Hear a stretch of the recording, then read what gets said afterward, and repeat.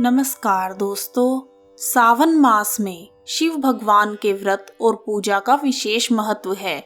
शिव जी के यह व्रत बहुत फलदायी माने जाते हैं। इन व्रतों को करने वाले भक्तों से शिव भगवान बहुत प्रसन्न होते हैं। सावन के सोमवार के व्रत में शिव भगवान का पूजन करके एक समय ही भोजन किया जाता है। इस व्रत में भगवान शिव और माता पार्वती का ध्यान करते हुए पूजन करना चाहिए। इससे भगवान शिव प्रसन्न होकर मनवांछित फल प्रदान करते हैं।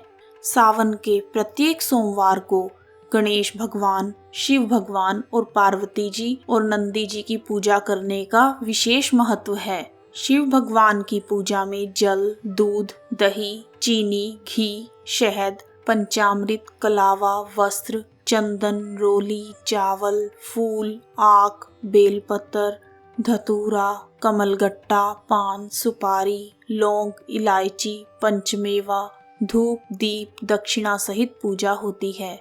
साथ ही कपूर से आरती करके भजन कीर्तन और जागरण करने से भगवान शिव का विशेष आशीर्वाद प्राप्त होता है। और शिव भगवान का पूजन करने के पश्चात 16 सोमवार की कथा सुननी चाहिए और किसी ब्राह्मण से रुद्राभिषेक करवाना चाहिए। ऐसा करने से भगवान शिव शीघ्र ही प्रसन्न होकर समस्त मनोकामनाओं को पूर्ण कर देते हैं। सावन के सोमवार का व्रत करने से पुत्र, धन, विद्या आदि मनवांछित फलों की प्राप्ति होती है। आइए शुरू करते हैं 16 सोमवार की कथा। एक बार महादेव शिवजी भगवान व माता पार्वती भ्रमण करते करते मृत्यु लोक पहुंच गए। वहां विदर्भ देश के राजा ने अमरावती नगर में बहुत बड़ा शिवालय बना रखा था। शिवजी व पार्वती जी उस मंदिर में रहने लगे। एक दिन माता पार्वती ने भगवान शिव के साथ चौसर खेलने की जिद की। शिवजी भगवान मान गए और खेल शुरू हो गया। जैसे ही खेल शुरू हुआ, मंदिर का पुजारी भी वहां आ पहुंचा। पार्वती जी ने पुजारी जी से पूछा कि इस खेल में कौन जीतेगा। पुजारी जी ने बिना सोचे समझे बोल दिया कि भगवान शिव शंभू ही जीतेंगे। परंतु माता पार्वती चौसर जीत गई। खेल फिर से आरंभ हुआ। फिर माता पार्वती ने पुजारी से दोबारा पूछा। उसने फिर से भगवान शिव का ही नाम लिया। इस पर माता पार्वती को बहुत ही क्रोध आ गया और उन्होंने पुजारी को कोढ़ी होने का शाप दे दिया। पुजारी कोढ़ी होने के कारण बहुत से दुख झेलने लगा। नगर के स्त्री पुरुष भी उससे दूर रहने लगे। उसे मंदिर से निकाल दिया गया। फिर वह पुजारी मंदिर के बाहर भिक्षा मांगने लगा। कुछ समय बाद स्वर्ग से अप्सराएं महादेव की पूजा करने के लिए उसी मंदिर में पहुंची। पुजारी की ऐसी दशा देखकर अप्सराओं को दया आ गई और उन्होंने पुजारी को 16 सोमवार का व्रत करने की सलाह दी। पुजारी ने अप्सराओं से कहा, ये कैसा व्रत है? मुझे तो इस व्रत की विधि भी नहीं पता। तो अप्सराओं ने कहा कि सोमवार को सूर्योदय से पहले नहा धोकर साफ कपड़े पहनो और फिर आधा सेर गेहूं के आटे को शुद्ध देसी घी में भूनकर प्रसाद बनाओ। उस प्रसाद को 3 भागों में बांट दो। फिर घी का दीपक जलाकर गुड़, चंदन, अक्षत, नैवेद्य, बिलपत्र, फूल, जनेऊ का जोड़ा लेकर प्रदोष काल में भगवान शिव की आराधना करो। पूजा के पश्चात प्रसाद का एक भाग भगवान शिव के चरणों में अर्पित करो और दूसरा भाग स्वयं ग्रहण करो और तीसरा भाग वहां उपस्थित भक्तजनों में बांट दो। इस तरह 16 सोमवार का विधिवत व्रत करने के बाद 17वें सोमवार को पाव भर गेहूं के आटे की बाटी बनाना और उसमें घी, गुड़, शक्कर मिलाकर उनका चूरमा बना लेना। फिर उस चूरमे को भगवान शिव का भोग लगाकर उपस्थित भक्तजनों में बांट देना। इस प्रकार 17वें सोमवार को भगवान शिव का उद्यापन करने से सभी मनोकामनाएं पूर्ण हो जाती हैं और भगवान शिव की कृपा हम सब पर बनी रहती है। ऐसा कहकर अप्सराएं स्वर्ग लोक के लिए वापस चली गई और पुजारी ने विधिवत 16 सोमवारों का व्रत किया और 17वें सोमवार को उद्यापन किया। भगवान शंकर की कृपा से पुजारी का कोढ़ दूर हो गया और वह सुखमय जीवन व्यतीत करने लगा। कुछ समय बाद भगवान शिव तथा माता पार्वती भी उसी मंदिर में फिर से पधारे।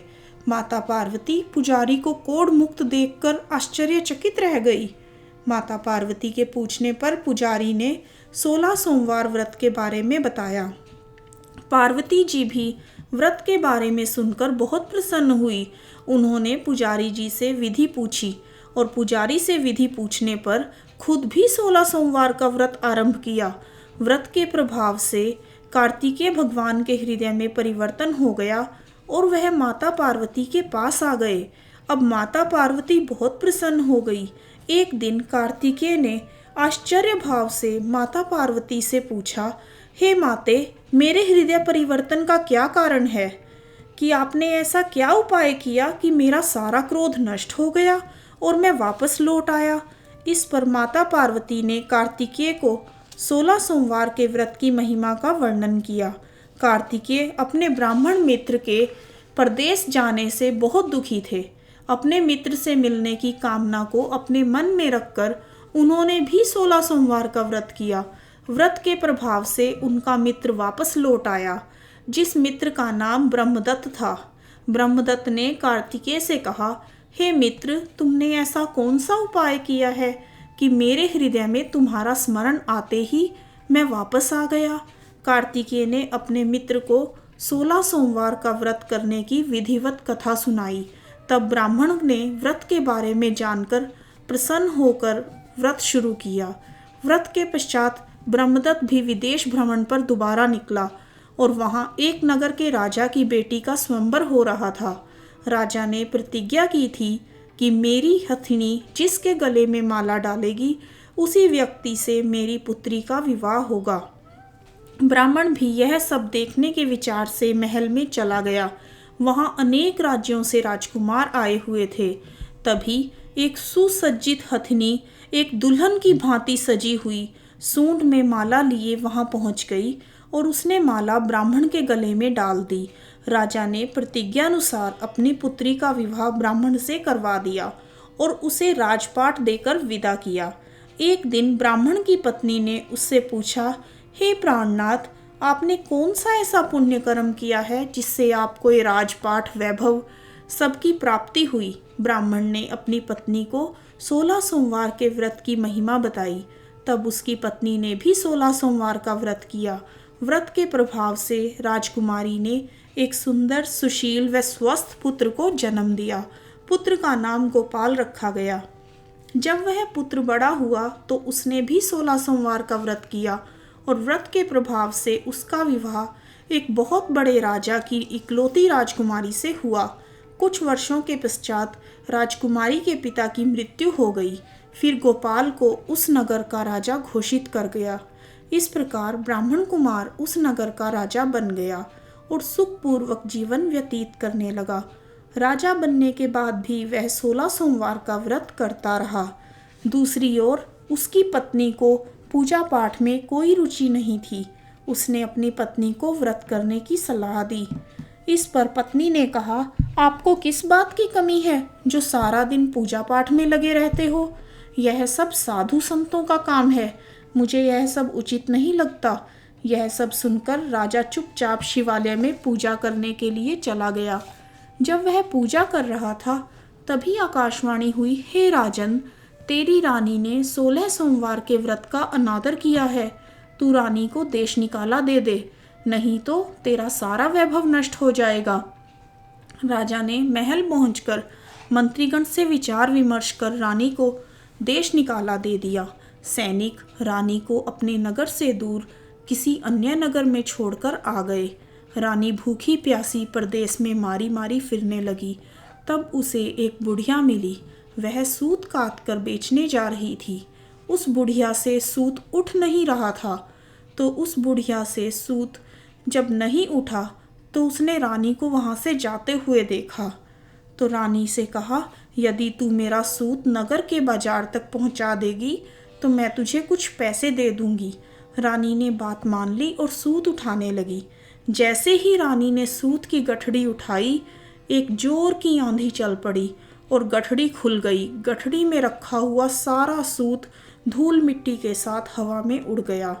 बुढ़िया ने रानी को वहाँ से भगा दिया।